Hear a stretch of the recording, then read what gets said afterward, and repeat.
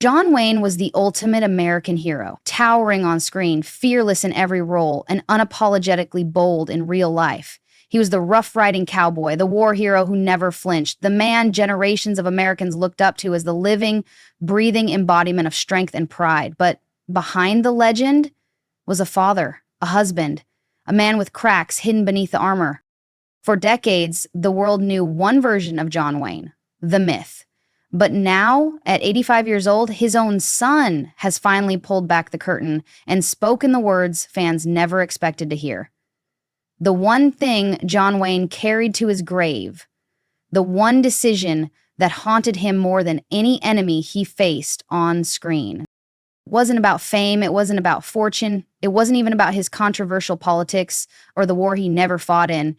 It was something far more personal and far more painful. And once you hear it, you'll never see John Wayne the same way again. Before he was the Duke, before the cowboy hat and the legendary swagger, John Wayne was just Marion Morrison, a college football player with a busted shoulder and a dream that didn't yet have a shape. Hollywood found him, reshaped him, and turned him into something bigger than life itself. And for decades, he lived up to that image, sometimes too well. Wayne became a symbol of everything tough and traditional. He wasn't just playing heroes on screen. He was the hero, at least in the eyes of America. With blockbusters like Stagecoach, The Searchers, and True Grit, he rode across the silver screen as a rugged force of nature, someone who seemed utterly untouchable. But not everything about John Wayne was as solid as his on-screen persona. Friends, family, and even his co-stars noticed something. Off camera, in those quiet moments, between takes or behind closed doors, Wayne would retreat into himself.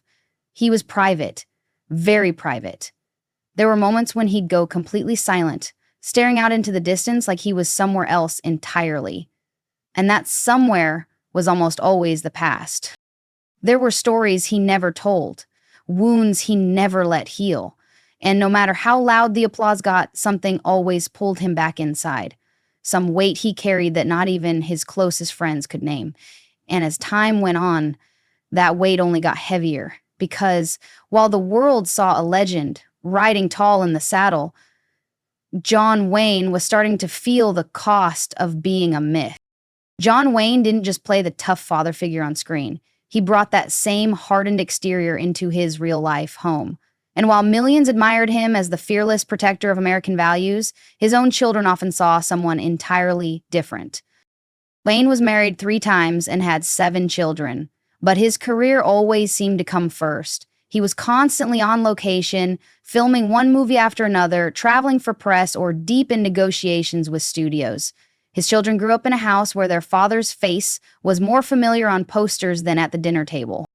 Patrick Wayne, one of his sons, would later say that while his father provided everything they could possibly need, money, reputation, security, what he couldn't give them was time. And even when he was home, he wasn't the warm, emotionally present dad many hoped for.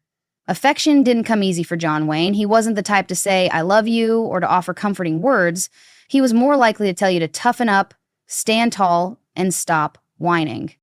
But beneath that gruff exterior, there was love. Deep, complicated, and often unspoken love. His kids recall rare, fleeting moments, like the way he'd quietly slip them gifts without a word, or the way he'd give a slight nod of approval that meant more than any speech. These moments were few and far between, but they left an impact, because even if John Wayne didn't know how to say it, he felt it. Still, those missed birthdays, canceled plans, and long absences piled up, and as the years passed, his children began to see not just the icon, but the man who never quite figured out how to balance being a father with being a legend. And deep down, Wayne knew it too. For a man who became the ultimate symbol of American grit and heroism, John Wayne carried one glaring contradiction, a shadow that followed him for the rest of his life.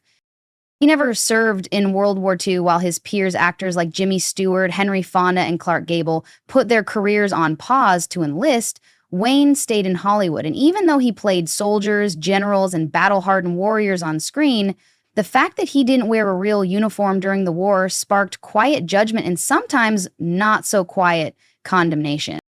The official story was complicated. Wayne was in his mid-30s when the war broke out, married with 4 kids and already a rising star. His studio was desperate to keep him working. There were rumors that he tried to enlist but was blocked by executives who pulled strings to keep him on screen. Others claimed he didn't try hard enough, that he chose stardom over service, and the criticism hit hard. Fans questioned his patriotism. Fellow actors, many of whom had risked their lives overseas, kept their distance.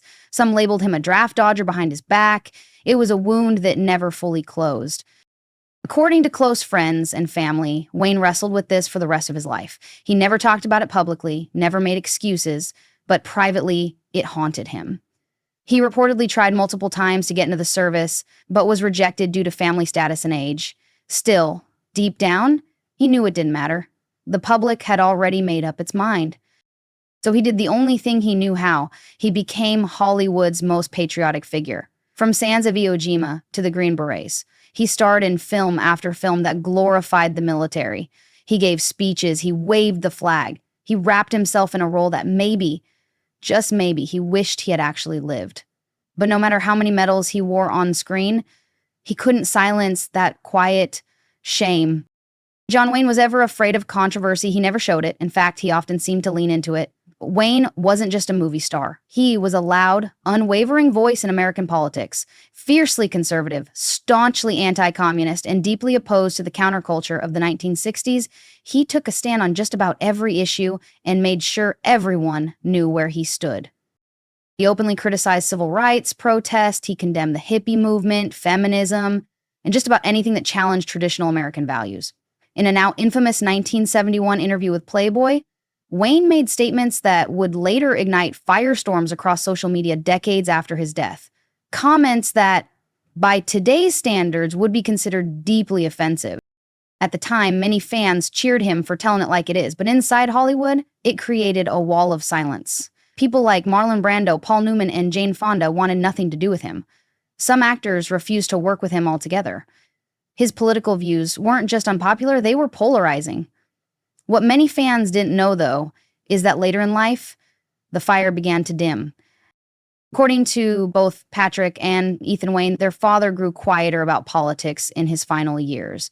He stopped giving interviews, he avoided heated debates, and while he never publicly walked back his views, his sons have hinted that there was a softening and understanding, perhaps, that some of the things he said had caused real harm. There were people he clashed with in public that he tried to reconnect with in private. One former co-star recalled receiving a quiet phone call from Wayne after years of tension. No apology, no grand speech, just a moment of humility that said more than words ever could. John Wayne never stopped being proud of his country. But near the end, he started thinking more about the people in it, and the ones he may have pushed away along the ride. For all the roles John Wayne played, the fearless marshal, the tough sergeant, the proud patriot, there was one role he never quite figured out: being a father. Out of all the interviews his sons have given, there's one truth that cuts the deepest. John Wayne's biggest regret wasn't a missed opportunity in Hollywood or a political stance gone too far. It was missing out on the lives of his own children. Patrick Wayne has said it bluntly. His father was absent. Not cruel, not heartless, but emotionally distant and physically unavailable. He was always working, Patrick recalled in an interview. He gave us everything except himself. While Wayne's schedule was packed with film shoots, promotions, and business deals, his kids were growing up largely without him. Birthdays passed, holidays blurred, family dinners were rare, and when they did happen, they were often quiet, overshadowed by the weight of a man who didn't know how to be vulnerable. He wasn't abusive. He wasn't mean. He was distant. And that distance left a mark. Ethan Wayne, the youngest of the children, remembers trying to get his father's attention, only to be met with brief nods or short answers. "You knew he loved you," Ethan said, but he never said it. He didn't know how to say it. It wasn't until his later years, after the fame had begun to fade and the spotlight started to dim, that John Wayne began to reflect on the cost of the life he had chosen. And the cost wasn't measured in money or awards. It was measured in time lost, conversations never had, and memories he was never a part of. By the time he wanted to slow down, it was already too late. And that realization stayed with him. It haunted him. Because no matter how many people admired him, no matter how many fans called him a hero, he knew the people who really mattered had grown up mostly without him. And that, more than anything else, was the one thing he couldn't fix. By the late 1970s, the man who once stood unshakable in the face of on-screen danger was now in a very real battle for his life. Stomach cancer had returned, this time for good. John Wayne's towering figure began to shrink. The voice that once thundered across Western plains now came in raspy whispers. And with every hospital visit and sleepless night, the legend began facing something he'd spent a lifetime outrunning: regret. Those final months weren't marked by film sets or award ceremonies. They were marked by silence, reflection, and, according to his sons, a quiet reckoning. Ethan Wayne remembers it vividly, his father sitting by the window, staring out at nothing in particular. He'd drift into long pauses during conversation, as if he were mentally rewinding a film reel only he could see. Sometimes he'd mutter names under his breath, former co-stars, old friends, people he had fallen out with, people he never called back. There are whispers, never fully confirmed but often repeated by family, that John Wayne began writing letters in those final days. Letters meant for people he couldn't face while he was still strong. Letters of apology, of unfinished thoughts, of late-night honesty he never dared to speak aloud. But here's the part that hits the hardest. Most of those letters were never sent. Whether it was pride, fear, or simply time running out, the envelope stayed sealed. The words remained unsaid. Even with his children, Wayne struggled to bridge the emotional gap. Patrick has said that while there was an unspoken understanding between them in those final visits, the words "I'm sorry" or "I love you" never crossed his father's lips. Instead, Wayne would squeeze a hand just a little tighter, hold eye contact just a little longer, tiny gestures that carried the weight of a lifetime of silence. To the outside world, he was still the Duke. But behind those hospital walls, he was just a father nearing the end, wishing he'd been a different man when he still had the chance. For most of his life, John Wayne defined what it meant to be an American hero. But in the years after his death, the responsibility of preserving that legacy and making sense of the man behind it fell squarely on the shoulders of his children. And no one has carried that burden more than Patrick and Ethan Wayne. Patrick, the second oldest son, followed in his father's footsteps into acting, appearing in over 40 films, many of them alongside his father. But as the years went on, Patrick stepped away from the screen and leaned into a quieter role, protector of the Wayne name. He began giving interviews, attending tributes, and more importantly, sharing pieces of the man the public never saw. Not the war hero or cowboy, the dad, the deeply flawed, emotionally distant, complicated human being. Meanwhile, Ethan Wayne took a different path. He became the face of the John Wayne Cancer Foundation, using his father's battle with cancer as a catalyst for helping others. But even in that mission, he didn't sugarcoat who his father was. He's been vocal about the gaps in their relationship, the struggles of growing up under a silent giant, and the emotional baggage that never quite went away. Together, the Wayne sons have worked to preserve their father's legacy without rewriting it. They speak with both admiration and honesty. They talk about his strength, but also his silence, his loyalty, but also his stubbornness. They don't try to clean up the past. They just try to make sense of it. Because they know that the world still idolizes John Wayne, but they also know that behind the hero was a man who made mistakes that cost him dearly. And maybe the greatest way to honor him isn't to pretend those flaws didn't exist, but to shine a light on them, so future generations can see the whole man, not just the myth. For decades, fans speculated, historians debated, writers guessed. What was John Wayne's biggest regret? Was it not serving in the war? Saying the wrong thing in the wrong interview? Losing friends over politics?